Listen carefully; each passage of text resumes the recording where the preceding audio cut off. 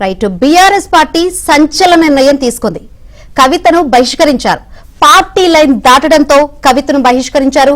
కొన్ని రోజులుగా చూస్తున్నాం పార్టీ ముఖ్య నేతలపై ఆమె విమర్శలు చేస్తూ వచ్చారు. ఈ నేపథ్యంలోనే కవితను బహిష్కరించారు. మరిన్ని వివరాలు అందించేందుకు మా ప్రతినిధి నరసింహరావు లైవ్ ద్వారా సిద్ధంగా ఉన్నారు. నరసింహరావు, ఇప్పుడే మనం బ్రేకింగ్ చూస్తున్నామని చెప్పాలి. కవితపై వేటు వేశారు. పార్టీ లైన్ దాటడంతో కవితపై వేటు వేశారు. ఏంటి అప్డేట్స్? మరి కాసేపట్లో దీనిపైన అయితే అధికారిక ప్రకటన వచ్చేటువంటి అవకాశం ఉంది. కేసీఆర్ అయితే కవిత వ్యవహారం పైన చాలా సీరియస్ గా రియాక్ట్ అయినట్టుగా తెలుస్తా ఉంది.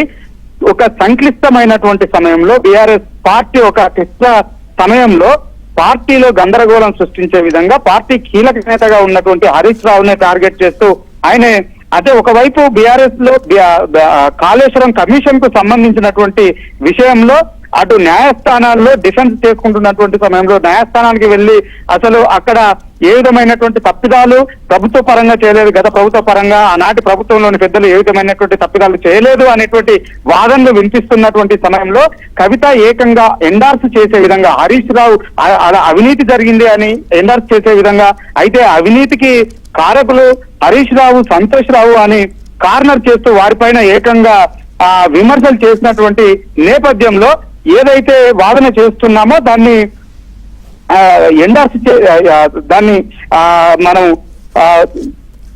సమర్థించుకునే విధంగా లేకుండా ఉంది. కవిత కమెంట్స్ తో అది తప్పుడు సంకేతాలని జనాల్లోకి తీసుకువెళ్ళింది అనేటువంటి ఒక అభిప్రాయానికి వచ్చారు. నిన్న సుదీర్ఘంగా కీలక నేతలతో చర్చించారు కేసీఆర్ ఫామ్ హౌస్ లో. ఈ సమావేశానికి జగదీష్ రెడ్డి అదేవిధంగా ప్రశాంత్ రెడ్డి వంటి సీనియర్ నేతలంతా కూడా సమావేశానికి హాజరయ్యారు. ఈ సమావేశంలో గతంలో జగదీష్ రెడ్డి మీద చేసినటువంటి కామెంట్స్ కూడా చర్చకు వచ్చినట్లుగా తెలుస్తా ఉంది. ఈ విధంగా పార్టీలో ఉన్నటువంటి ఉద్యమకాలం నుంచి ఉన్నటువంటి నాయకుల్ని అవమానించే విధంగా మాట్లాడడం, పార్టీకి ఇబ్బంది కలిగించే విధంగా పార్టీ చేస్తున్నటువంటి వాదనలకు భిన్నమైనటువంటి వాదనలు చేయడం వల్ల ఇటు పొలిటికల్ గా ఇబ్బంది అవుతుంది, అటు అన్ని రకాలుగా ఇటు న్యాయస్థానాల్లో కూడా ఇబ్బంది తలెత్తే విధంగా కవిత వ్యవహారం ఉంటుంది అనేటువంటి కోణంలో నిన్న కేసీఆర్ వద్ద సుదీర్ఘంగా చర్చ జరిగినట్లుగా తెలుస్తా ఉంది. ఈ నేపథ్యంలోనే ఇంకా కవితను ఉపేక్షించకూడదు అనేటువంటి అభిప్రాయాన్ని కూడా పార్టీ నేతలు చెప్పినట్లుగా తెలుస్తా ఉంది. దాంతో ఇక కీలకమైనటువంటి నిర్ణయాన్ని తీసుకున్నారు అని పార్టీ వర్గాలు చెప్తా ఉన్నాయి. పార్టీ అధినేత సో ఈ రోజు ఖచ్చితంగా కవిత పైన వేటు వేస్తారు, కవితను సస్పెండ్ చేస్తారు అనేటువంటి చర్చ నిన్నటి నుంచే జరుగుతా ఉంది. పార్టీ వర్గాలు కూడా ఒకంత ఉత్కంఠగా ఎదురు చూస్తూ వస్తున్నాయి. నిన్న చర్చలు జరిపినటువంటి నేపథ్యంలో అంతేకాకుండా పార్టీ శ్రేణులు ఎక్కడ బహిరంగంగా మాట్లాడకూడదని చెప్పి ఒక సంకేతాలు పంపినటువంటి నేపథ్యంలో అన్ని కూడా కేసీఆర్ చూసుకుంటారు కవిత వ్యవహారాన్ని చెప్పినటువంటి నేపథ్యంలో ఒకంత పార్టీ శ్రేణులు అయితే నిన్నటి నుంచి కూడా ఉత్కంఠగా ఆసక్తి ఎదురు చూస్తా ఉన్నారు. కేసీఆర్ ఏం నిర్ణయం తీసుకుంటారు, పార్టీ అధినేత ఏం చర్యలు తీసుకుంటారు, వేటు వేస్తారా వదిలేస్తారా అనేటువంటి ఒక చర్చ అయితే విస్తృతంగా నిన్నటి నుంచి పార్టీ వర్గాల్లో జరుగుతుంది. ఆసక్తిగా వాళ్ళంతా కూడా ఎదురు చూస్తా ఉన్నారు. సో మరి కాసేపట్లోనే అంటే పార్టీ వర్గాల ద్వారా అయితే ఇప్పటికే ఇండికేషన్స్ అందుతా ఉన్నాయి. పార్టీ అధినేత కీలకమైనటువంటి నిర్ణయాన్ని తీసుకున్నారు అనేటువంటి ఇండికేషన్స్ అందుతా ఉన్నాయి. మరి కాసేపట్లోనే కీలక నేతలు మీడియా సమావేశాన్ని పెట్టి ఆ నిర్ణయాన్ని వెల్లడిస్తారనేటువంటి ఒక చర్చ జరుగుతా ఉంది. రెండోది ఏదంటే ఒక ప్రకటన ద్వారానే ఆ నిర్ణయాన్ని వెల్లడిస్తారనేటువంటి చర్చనైతే ఇప్పుడు తెలంగాణ భవన్ వర్గాల్లో జరుగుతా ఉంది. మరి కాసేపట్లోనే ఆ కీలక నిర్ణయాన్ని సస్పెన్షన్ కు సంబంధించినటువంటి నిర్ణయాన్ని అఫీషియల్ గా అధికారికంగా వెల్లడించేటువంటి అవకాశం ఉంది. సో మొత్తానికి వ్యవహారానికి దీంతో పులి స్టాప్ పెట్టాలి అనేటువంటి నిర్ణయానికే పార్టీ అధిష్టానం వచ్చినట్లుగా తెలుస్తా ఉంది. ఎందుకనంటే పార్టీ శ్రేణుల్లో దీనివల్ల ఒక గందరగోళమైనటువంటి పరిస్థితి ఏర్పడతా ఉంది. పార్టీ ఒక లైన్ తో వెళ్తా ఉన్నటువంటి సమయంలో మరొక కవిత చేస్తున్నటువంటి కామెంట్స్ పార్టీలో గందరగోళాన్ని సృష్టిస్తున్నాయనేటువంటి అభిప్రాయంతో పార్టీ వర్గాలు పార్టీ నేతలు ఉన్నారు. సో ఇదే విషయాన్ని ఇదే అభిప్రాయాన్ని నిన్న సుదీర్ఘంగా పార్టీ అధినేతతో జరిగినటువంటి చర్చల్లో కూడా వ్యక్తం చేసినట్లుగా తెలుస్తా ఉంది. ఈ పరిణామాలన్నింటి నేపథ్యంలోనే ఈ గందరగోళానికి తెరదించాలంటే కవిత ఎపిసోడ్ కి పులి స్టాప్ పెట్టాల్సినటువంటి అవసరం ఉంది. అయితే నరసింహరావు, ఇప్పుడు స్థానిక సంస్థల ఎన్నికలు దగ్గరలో ఉన్నాయి. ఇప్పుడు మొన్నటి వరకు ఏమో కీలకంగా ఉన్నారు. సో ఇప్పుడు కవితపై వేటు పడడంతో ఎటువంటి ఎఫెక్ట్ ఉండే అవకాశం ఉంది అంటారు బీఆర్ఎస్ వైపు? ఎస్, అయితే దీని అంతటి మీద కూడా నిన్న సుదీర్ఘంగా చర్చించారనేటువంటిది పార్టీ వర్గాలు చెప్తా ఉన్నాయి.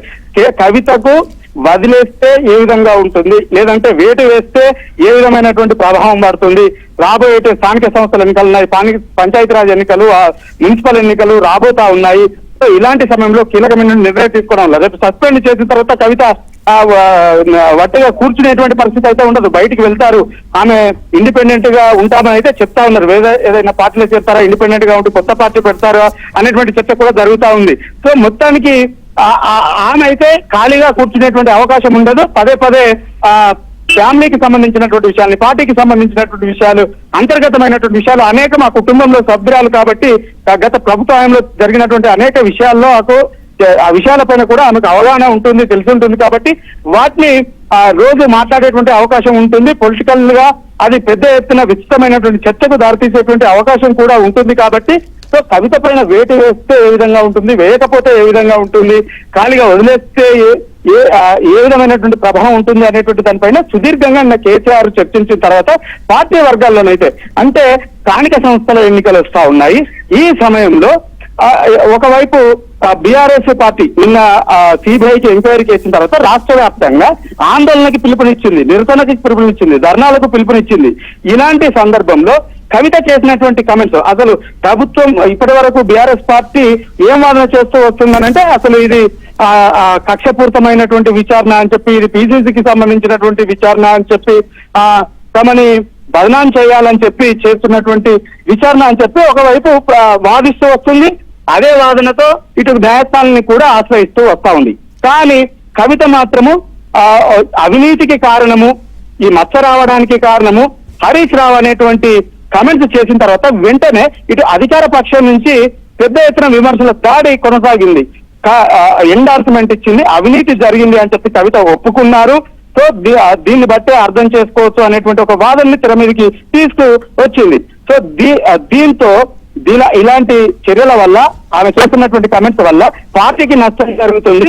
సో కవితను సస్పెండ్ చేయడం వల్ల ఆమె ఏ ప్రకటనలు చేసినా కానీ పార్టీతో సంబంధం ఉండదు. కాబట్టి దాన్ని బీఆర్ఎస్ పార్టీ డిఫెండ్ చేసుకునేటువంటి అవకాశం ఉంటుంది అనేటువంటి ఒక నిర్ణయానికి వచ్చి కవిత పైన వేటు వేయడానికే నిర్ణయం తీసుకున్నట్లుగా తెలుస్తా ఉంది.